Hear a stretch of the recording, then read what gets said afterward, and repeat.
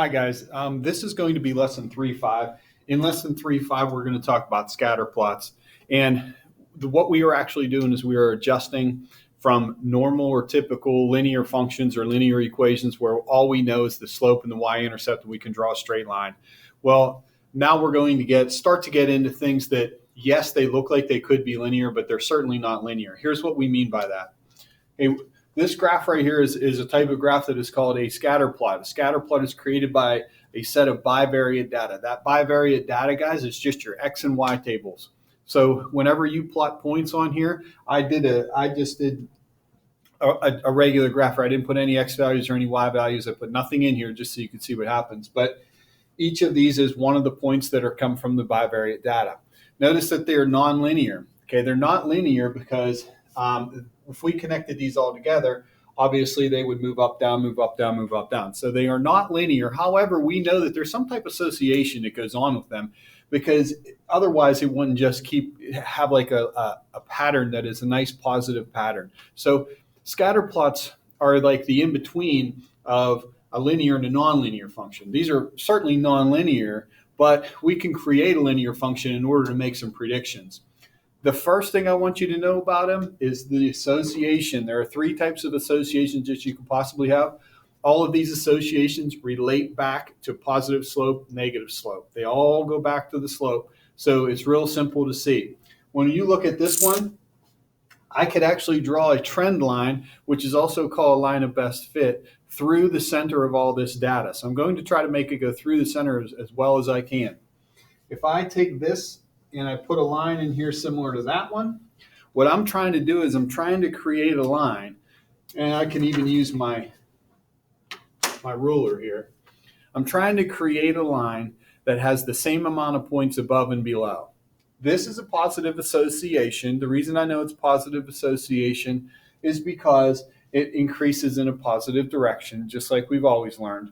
And I drew a trend line in this one, and the trend line or the line of best fit, you'll hear both terms, it just means that I typically have about as many points below the line as I do above the line. That's what I'm trying to do. We can't always be perfect. And one of the things you have to know about these scatter plots is it is not going to be perfect all the time. You're going to get some numbers that are close, but not really the real thing. You're going to get somebody, that you're going to be close on something. You're not going to be perfect on these. Like on linear equations, we can be perfect. We can put in an x value. We can put in a value for that function. We can create the function. We know everything's perfect. These are where we're starting to get like, we're not so perfect anymore. And that's okay. Okay, now here's the next association is simply this. If I take this and I make it go in this direction, it could look something like this. Okay, and although they look kind of like they're scattered about, they're not really scattered about. Here's what you have to know. I could still draw a trend line on there, and that line would have a negative association. So the two associations that you kind of already know are positive and negative. And the one association that you really don't know yet is this. These still have something in common. It's just a negative association. So depending on your bivariate data, your A and your B, or your X and your Y, they have something in common. Like maybe right now, being that we're heading into winter, the time of day in the fall here, the time of day may have a positive or negative correlation. As the time increases, the temperature increases. But it's not going to be a perfect increase all the time.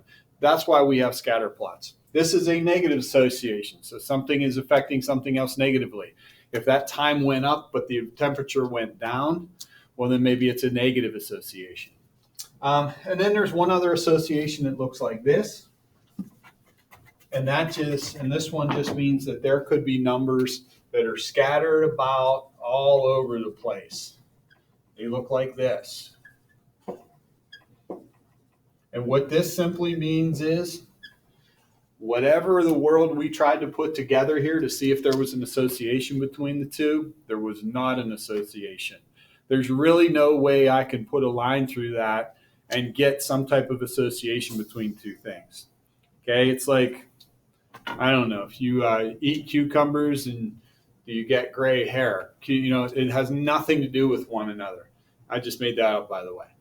Okay, so no association just means there's two things. There's in a bivariate data table that have absolutely positively no association. So 3 of the things that you ought to see that are kind of new here in lesson 3.5 are positive, negative, and no association. In 3.6, we're going to turn that word association into something different, but still means the same. A lot of that happens in math. So be ready for that. There's going to be another video for lesson 3.5. And you'll be using a calculator in this lesson called the linear regression calculator, and it is going to be on your classwork as well. So make sure you check that out because it's going to help you through a lot of your problems.